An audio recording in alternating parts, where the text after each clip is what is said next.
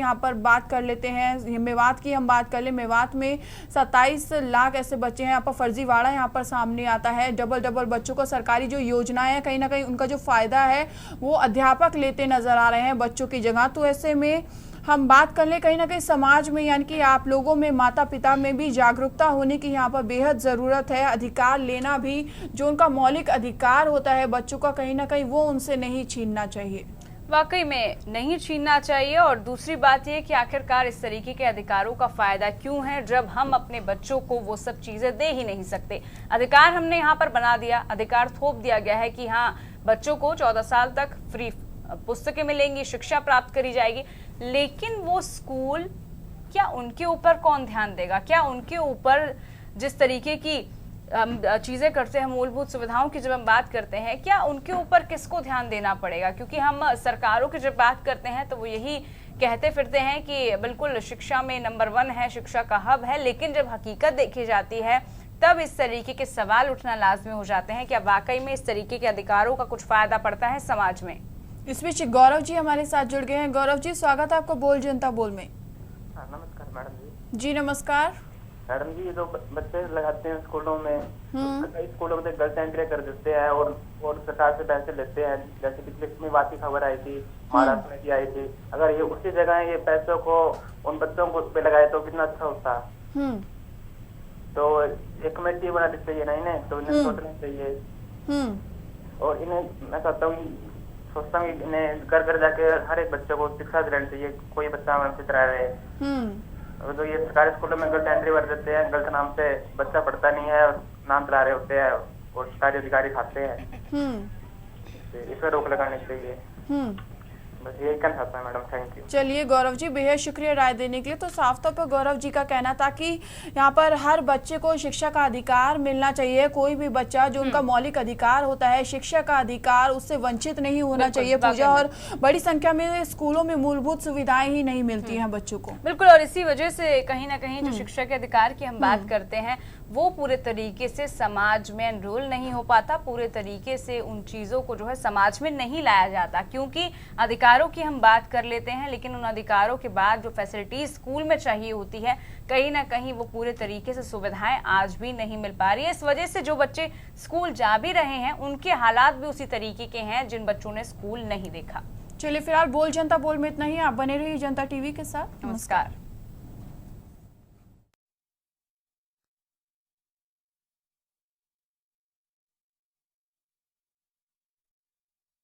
एक थी वो राजनीति, जो मैं कहता हूँ वो अपने दिलों में जाना चाहिए। तेरे कहिए जे पीड़ पराई जाने रे। एक है ये राजनीति, ये हमारी सड़कें, ये हमारे स्कूल, ये हमारे सीवर, ये हमारे अस्पताल और ये हमारे हालात। क्या है कोई साथ?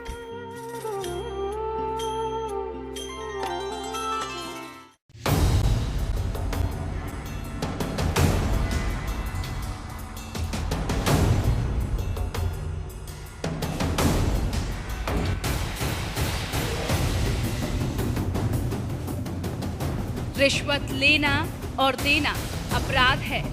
रिश्वतखोरों के खिलाफ आवाज उठाएं।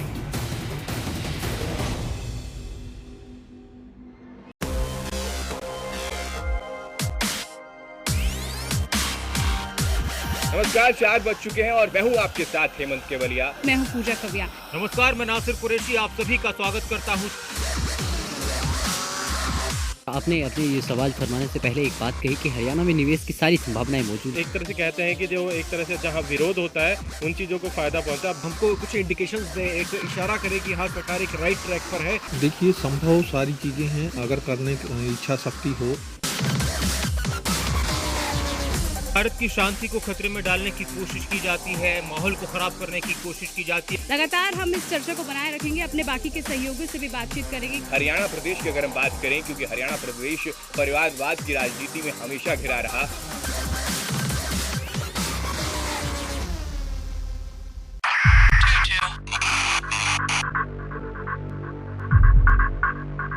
भले ही वक्त लगा भरोसा कायम करने में, हर शब्द दर शब्द मजबूती से टिके रहने में, जिम्मेदारी भरा हर कदम चलने में, वक्त लगा आपकी आवाज को आपकी ताकत में बदलने में। भले ही सियासत बदले या बदले लोगों के तेवर, पर बिना किसी समझौते के हम आज भी आपकी उम्मीदों पर कायम। सीधी बात सीधे सीधे शब्दों के साथ, हम हैं जनता टीवी, आपकी ताकत।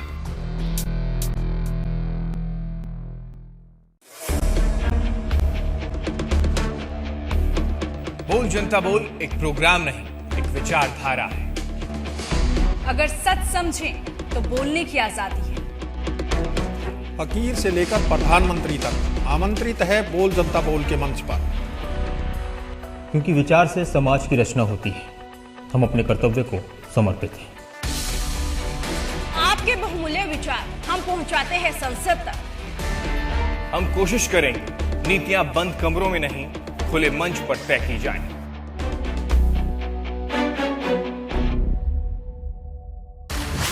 अब जनता टीवी कहीं भी कभी भी जनता टीवी को ऑनलाइन या मोबाइल पर देखने के लिए टाइप करें www.jantatv.com।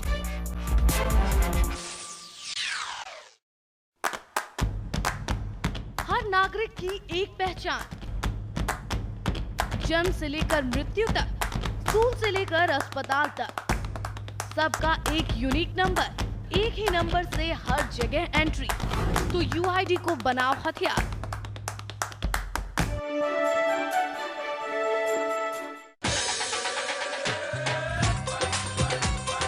हरियाणा की संस्कृति के हर रंग, जनता से जुड़ी हर खबर देखिए जनता टीवी पर।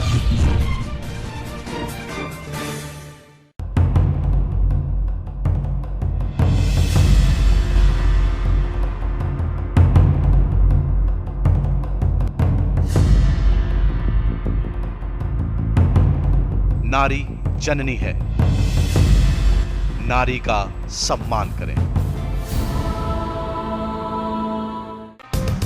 देखिए हर रोज शाम 4 बजे 4 की चौपाल सिर्फ जनता टीवी पर।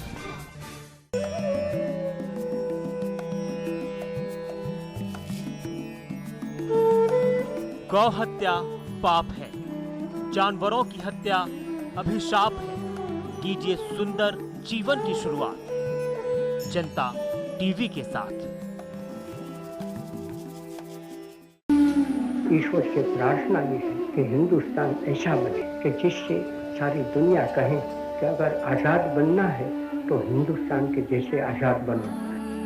संविधान कितना भी बुरा क्यों ना हो, वो अंततः अच्छा साबित होगा अगर उसे इस्तेमाल में लाने वाले लोग अच्छे होंगे। गिरते वही हैं कि जो दौड़ेंगे, कांटे उन्हीं के तलवों में चुभते हैं कि जो दौड़ते हैं। हमारी बहुत नाजुक हालत है, उस हालत में हमें न कोई हड़ताल करनी चाहिए, सबसे मिलजुल के काम करना चाहिए। असंगठित और कमजोर रहना पाप है, गुलामी सब कष्टों और पापों की जड़ है। मेरा निवेदन है कि वे इसे कभी न भूलें कि वे पहले भारतीय हैं और तब कुछ और।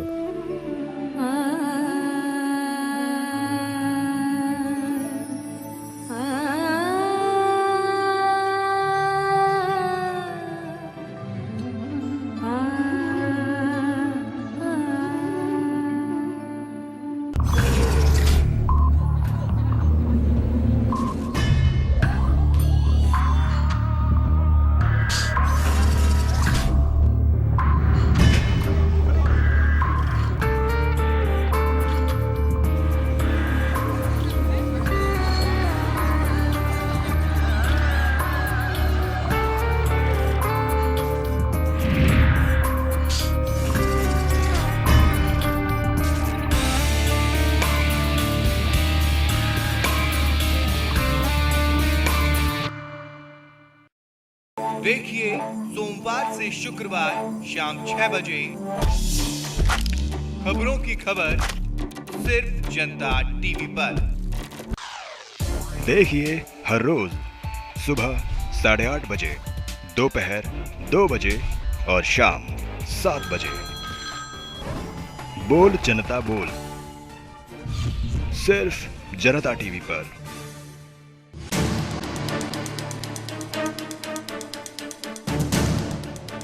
गलत नीतियों पर आवाज उठाएं, लोकतंत्र की मर्यादा में राज्य को कल्याणकारी बनाएं।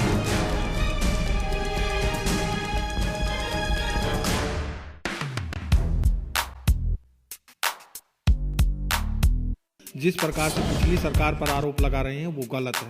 लगातार हम इस चर्चा को बनाए रखेंगे, अपने बाकी के सहयोगियों से भी बातचीत करेंगे। अब इनके लिए सोचा कहा बहुत कुछ जा चुका, अब इनके लिए कुछ करके दिखा दीजिए। ऐसे में अगर उन्हें किसी तरह का नुकसान होता है तो उसकी भरपाई क्या सरकार करेगी? बयान दे दिए जाते हैं लेकिन कार्रवाई होती है या नहीं होती है ये देखना दिलचस्प है।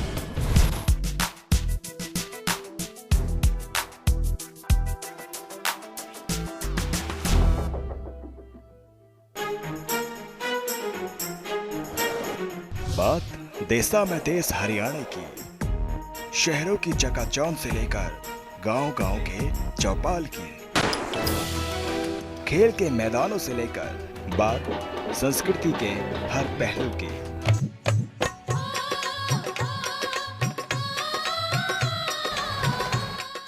हर वो खबर जो आपके लिए है खास, देखिए सिर्फ जनता टीवी पर।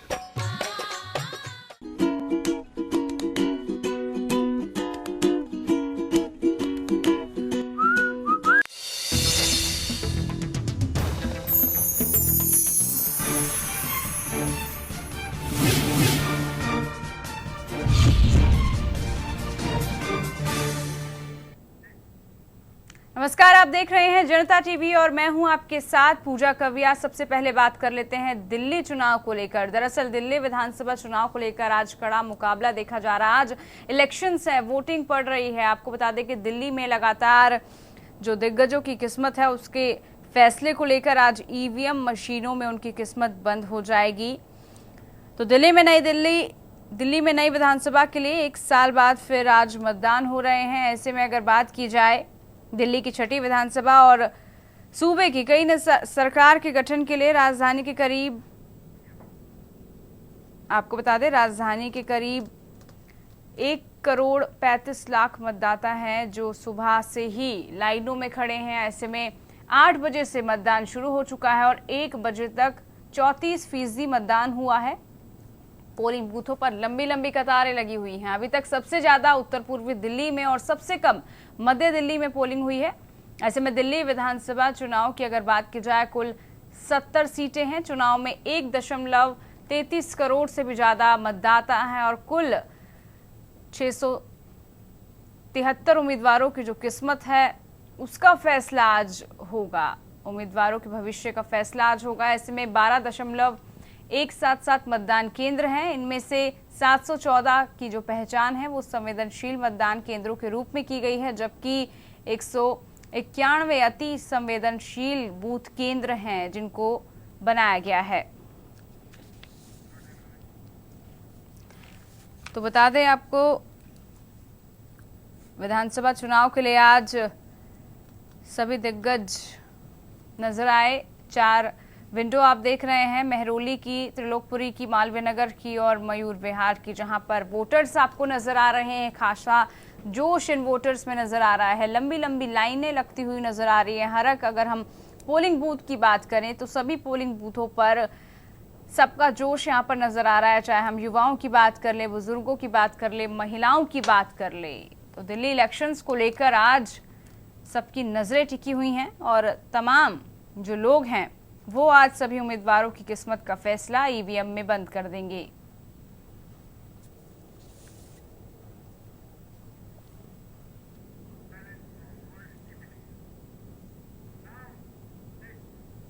इधर दिल्ली में 70 विधानसभा सीटों पर मतदान जारी है, तो वहीं अरविंद केजरीवाल, किरण बेदी, सोनिया गांधी, राहुल गांधी समेत कई दिग्गजों ने भी वोट डाले। इन चुनाव पर देश भर की नजरें टिकी हुई हैं, जहां मुख्य मुकाबला बीजेपी और आम आदमी पार्टी के बीच है। हालांकि कुछ सीटों पर कांग्रेस की ओर से भी कड़ी टक्कर मानी जा रही है। दरअसल 15 साल तक राज्य में सरकार चलाने वाली कांग्रेस ने पिछले चुनाव में कुल 8 सीटें जीती थी। ऐसे में इस चुनाव में बीजेपी ने 31 और आम आदमी पार्टी ने 28 सीटें जीती थी। बीजेपी और आम आदमी पार्टी दोनों ही इस बार दिल्ली में अपने दम पर सरकार बनाने का दावा भी कर रही है, लेकिन नतीजे किसके हक में होंगे ये 10 फरवरी को ही रिजल्ट्स के बाद पता चलेगा। लेकिन आज जिस तरीके से माहौल देखने को मिल रहा है, कड़ी प्रतिस्पर्धा तीनों ही पार्टियों के बीच देखने को मिल रही है। हालांकि मुख्य मुकाबले की अगर बात की जाए तो आम आदमी पार्टी और बीजेपी के बीच ही माना जा रहा है, लेकिन कहीं ना कहीं कांग्रेस भी कुछ सीटों पर जरूर कड़ी टक्कर देती हुई नजर आ रही है।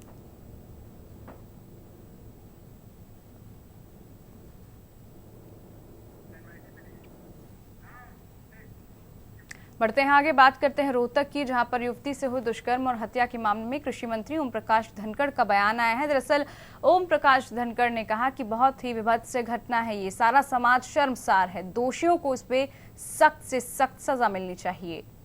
बहुत ही विभत्स घटना हुई है, सारा सोसाइटी शर्मसार है। ऐसी घटना करने वालों को सख्त से सख्त सजा मिले। सुबह मैंने उपायुक्त को बुलाया था यहाँ, उन्होंने बताया कि एक SIT बनी है, ढूंढ रहे हैं, कुछ इनाम रखे हैं, जल्द से जल्द अपराधियों को पकड़ा जाए और सख्त से सख्त सजा मिलनी चाहिए ऐसे सब। वहीं रोहतक में नेपाली लड़की के साथ दुष्कर्म और हत्या के विरोध में नेपाली समाज एकजुट हो गया है। रोहतक में नेपाली युवती से दुष्कर्म और फिर हत्या की गुत्थी अभी तक सुलझ नहीं पाई है और पुलिस अब तक आरोपियों का सुराग लगाने में नाकाम ही साबित होती नजर आई है। दरअसल प्रवासी नेपाली संघ के बैनर तले नेपाली समुदाय से जुड़े लोग आज रोहतक के मानसरोवर पार्क में एकत्रित हुए और घटना पर शोक भी जाहिर किया। अपने गुस्से का इजहार उन्होंने किया। प्रवासी नेपाली संघ ने आरोपियों को जल्द गिरफ्तार करने की मांग भी की है। ऐसे में मृतका की बहन ने पुलिस की कार्रवाई पर भी कई सवाल उठाए हैं और कहा है कि पुलिस ने उनकी किसी तरीके की कोई मदद नहीं की। घटना के विरोध में रोहतक में 2 मिनट का मौन रखकर लोगों ने शोक भी जताया।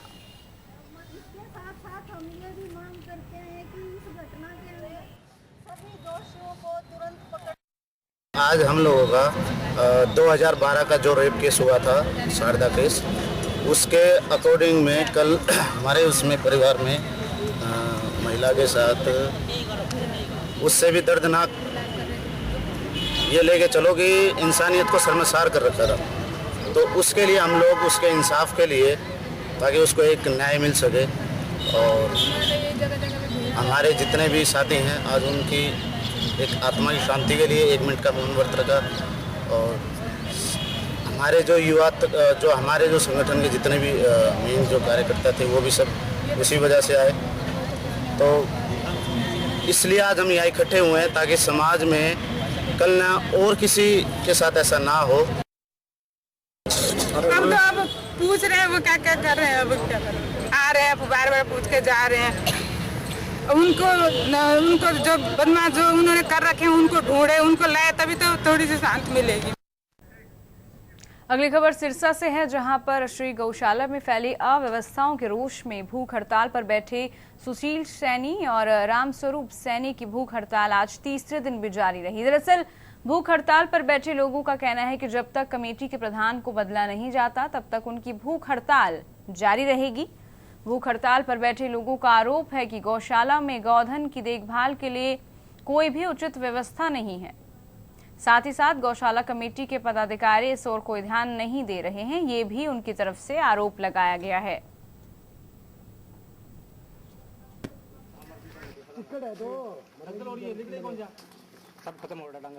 मेरी मांग है भाई साहब, ये जो गाय है ना, इनको ना तो हरा चारा मिलता, ना इनके बैठने के लिए कोई व्यवस्था, जैसे कीचड़ के अंदर धसी रहती है गायें। और एक ये प्रधान है ना, ये मोनोपोली है इसकी, ये ना तो गायों को संभाल सकता और ये धक्के से प्रधान बना बैठा है। इसको मतलब जिस हिसाब से या प्रशासन से मेरी मांग है, इसको सबसे पहले तो इसको हटाया जाए, फिर ये अपने आप है ना ये गौशाला बढ़िया चलेगी।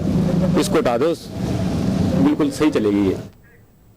इधर हिसार तोशाम रोड पर स्मॉल वंडर स्कूल के पास ट्रक और कार में जबरदस्त भिड़ंत देखने को मिली। दरअसल आपको बता दें कि इस टक्कर में 3 लोगों की मौत हो गई। हादसे में मरने वालों में तीनों एक ही परिवार के सदस्य हैं। आपको बता दें कि मरने वालों में से एक युवक की शादी 13 फरवरी को होनी थी। हादसे की सूचना मिलते ही मौके पर पुलिस बल वहां पर पहुंचे और मृतकों के शवों को सामान्य अस्पताल में पोस्टमार्टम के लिए भेज दिया गया। वहीं घायलों को इलाज के लिए निजी अस्पताल में भर्ती करवाया गया। पुलिस ने ट्रक को अपने कब्जे में लेकर जांच शुरू कर दी है। रोड फाटक के पास गाड़ी में 3 लड़के आ रहे थे जिनका एक्सीडेंट हुआ है ट्रक और ट्रॉले से, और सपरा हॉस्पिटल में उनको एडमिट कराया गया है। तो तीनों ही डेड है, ब्रॉड डेड थे, तो सिविल हॉस्पिटल में भी शिफ्ट कर दिया है। बाकी सीन ऑफ क्राइम इन्वेस्टिगेट कर रहे हैं, देख रहे हैं कि एक्सीडेंट का क्या अकरेंस हो सकता है। ट्रॉले का जो ड्राइवर है वो हमने पकड़ लिया है मौके से, वो अभी उससे इंटरोगेट करेंगे, पता लगाएंगे कि एग्जैक्टली क्या हुआ है क्या है। अभी तो crime scene of crime inspect किया है, देखा है कि किस तरीके से एक्सीडेंट हुआ है, क्या इम्पैक्ट हुआ है, ये अभी देख। इधर केरल में हो रही नेशनल गेम में प्रदेश के खिलाड़ी भी काफी बेहतरीन प्रदर्शन कर रहे हैं और इस नेशनल गेम में पदक हासिल करने के लिए यमुनानगर का भी काफी अहम योगदान है। दरअसल यमुनानगर के शुभम ने इस नेशनल गेम में वेट लिफ्टिंग में 77 किलो वजन में 295 किलो वेट उठाकर सिल्वर मेडल हासिल किया, जिसको लेकर परिवार के लोगों में काफी खुशी का माहौल बना हुआ है।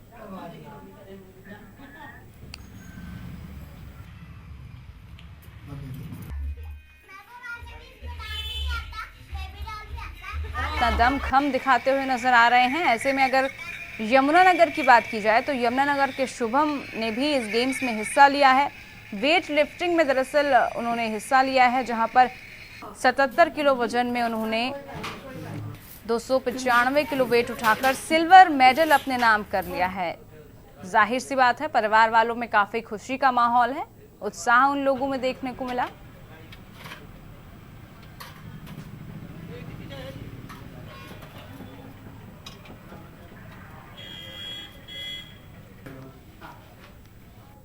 बहुत ही अच्छा महसूस कर रही हूँ और मेरे को बहुत गर्व महसूस होता है कि उसने वो खुशी दी है जो अब तक मेरे जीवन में नहीं थी, और मैं ये चाहती हूँ कि वो इससे भी आगे बढ़ के वो जो कुछ भी है आगे से आगे बढ़ता जाए।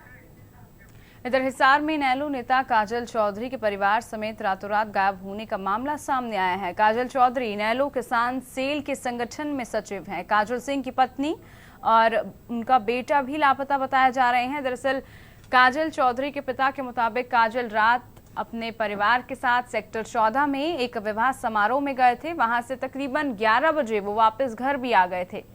सुबह किराएदारों ने बताया कि उनके घर के ऊपर जाने के रास्ते का ताला टूटा हुआ है। बहरहाल पुलिस ने मामला दर्ज कर लिया है। जांच पड़ताल पुलिस की तरफ से अब की जा रही है।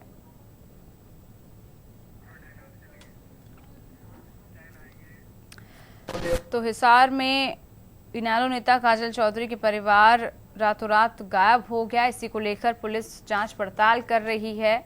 ऐसे में परिवार वालों का फिलहाल किसी पर कोई अंदेशा नहीं है, लेकिन जांच पड़ताल पुलिस की तरफ से लगातार की जा रही है।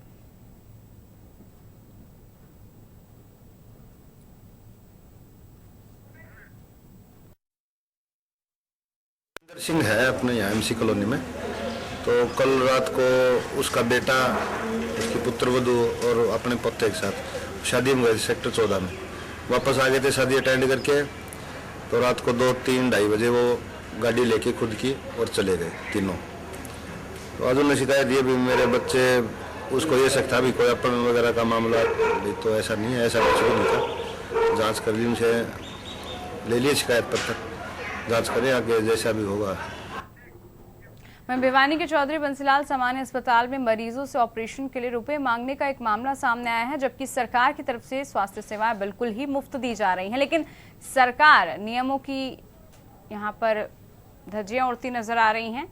दरअसल मरीजों का आरोप है कि ना तो अस्पताल में सुविधाएं हैं और ना ही डॉक्टर समय पर आते हैं। मरीजों का यह भी आरोप है कि डॉक्टर इलाज के लिए उनसे पैसे मांगते हैं, जबकि सरकार की तरफ से ये सुविधाएं बिल्कुल ही मुफ्त दी जाती हैं। वहीं अस्पताल विभाग के अधिकारी का कहना है कि उनको इसके बारे में कोई जानकारी ही नहीं है और अगर इसकी शिकायत आती है तो वो आरोपियों के खिलाफ ठोस कार्रवाई भी जरूर करेंगे।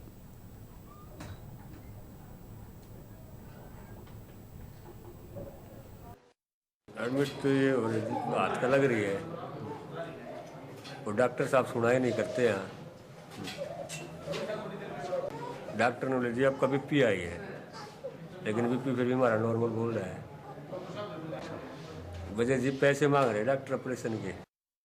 हाँ, उन्होंने कहा पैसे का लोभ है जी, पैसे दे दे हाथों हाथ भीतर ले जाएंगे। और पेशेंट सारे खड़े थे जी। सभी से पैसे मांगता है? हाँ जी। नहीं जी, हमें किसी कहीं नहीं किया, हम जानते नहीं किसी को, कहाँ शिकायत करें। अगर इस प्रकार की कोई बात है, कोई हमारे पास शिकायत आती है किसी पेशेंट की, तो हम उस पर जांच करेंगे और उस पर कड़ी कार्रवाई करेंगे। इस प्रकार का आपके नोटिस में कोई पेशेंट है तो उनको बोलो कि हमसे मिले, हमें बताए, सामने आए, चुपके से बताए, कैसे भी हो। इस प्रकार की चीज़ें अगर कोई हैं तो वो बर्दाश्त से बाहर हैं और उस पर सख्त से सख्त कार्रवाई करने के लिए हम प्रतिबद्ध हैं। अगली खबर फरीदाबाद से है, जहां पर ट्रैफिक व्यवस्था को दुरुस्त करने के लिए बल्लभगढ़ के एसडीएम कार्यालय को ई दिशा से जोड़ने की व्यवस्था की जा रही है। दरअसल ट्रैफिक चालान होने पर जब वाहन चालकों को चालान भुगतने से पहले यातायात नियमों से संबंधित आधे घंटे की फिल्म यहां पर देखनी होगी। वहीं फरीदाबाद के उपायुक्त डॉक्टर अमित कुमार अग्रवाल का कहना है कि सीएम विंडो पर आई 500 में से 100 शिकायतों का जवाब भी दे दिया गया है।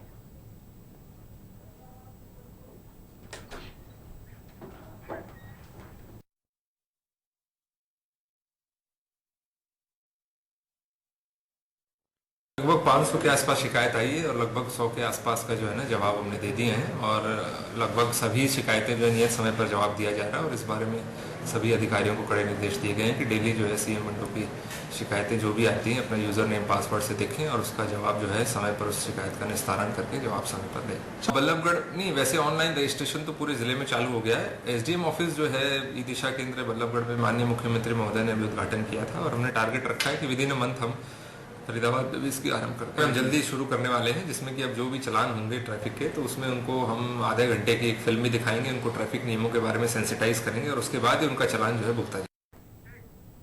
इधर सूरजकुंड अंतर्राष्ट्रीय शिल्प मेले में लेबनान दिवस मनाया गया। वहीं सूरजकुंड मेला लेबनान और भारत के संबंधों को ज्यादा जोड़ने का काम कर रहा है। इससे दोनों देशों के रिश्तों में और ज्यादा मजबूती आएगी और व्यापार में ज्यादा से ज्यादा संभावनाएं भी बढ़ेंगी। ये जानकारी देर शाम को सूरजकुंड में लेबनान दिवस पर आए लेबनान के आर्थिक एवं कृषि मंत्री अकरम शुहाइब ने दी है। इस मौके पर चौपाल पर लेबनान के कलाकारों ने रंगारंग सांस्कृतिक कार्यक्रम भी पेश किए।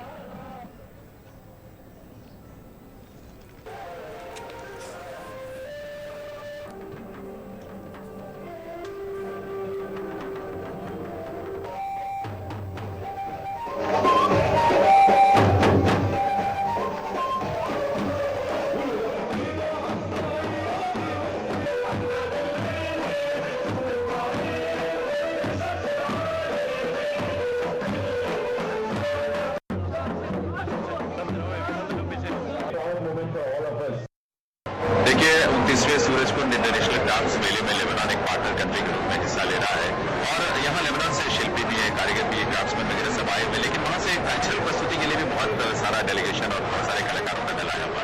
तो ये लेबनान का जो नेशनल डे आज इस चौपाल में सूरजकुंड मेले में सेलिब्रेट किया गया है, उसमें जाहिर सी बात है कि बहुत कुछ खास उन्होंने अपनी तरफ से प्रस्तुति रखी है, क्योंकि लेबनान का बड़ा हाई लेवल डेलीगेशन भी यहाँ आया हुआ है। मिनिस्टर एग्रीकल्चर के जो मिनिस्टर है वहाँ पर लेबनान के वो और दूसरे तमाम डिग्निटरीज वहाँ से लेबनान से आई हैं। साथ ही हमारे जो भारत के एम्बेसडर हैं लेबनान में वो भी इस चौपाल में उस समय शामिल नहीं है। ये लेबनान के कलाकारों की तरफ से आज की शाम चौपाल में कुछ खास प्रस्तुतियाँ रखी गई। जैसे एक लेबनान के बहुत फेमस कंपोजर हुए हैं वो ज़की नसीब, तो ज़की नसीब साहब ने बहुत सारे लेबनीज कंपोजिशंस की हैं, उनके कंपोजिशंस पर आधारित कुछ डांस प्रस्तुतियाँ यहाँ पे रही हैं। इधर प्रधानमंत्री नरेंद्र मोदी सरकार के महिला सशक्तिकरण एजेंडे के तहत इस बार रेल बजट में महिला यात्रियों की सुरक्षा को महत्व दिया जा रहा है। दरअसल रेलवे की वीआईपी ट्रेनों, राजधानी, शताब्दी, दुरंतो समेत मेल और एक्सप्रेस ट्रेनों में सीसीटीवी कैमरे लगाए जाएंगे। इसके साथ ही ट्रेन के हर कोच में एक महिला आरपीएफ सिपाही की तैनाती करने की योजना भी बनाई गई है। एक रिपोर्ट देखिए।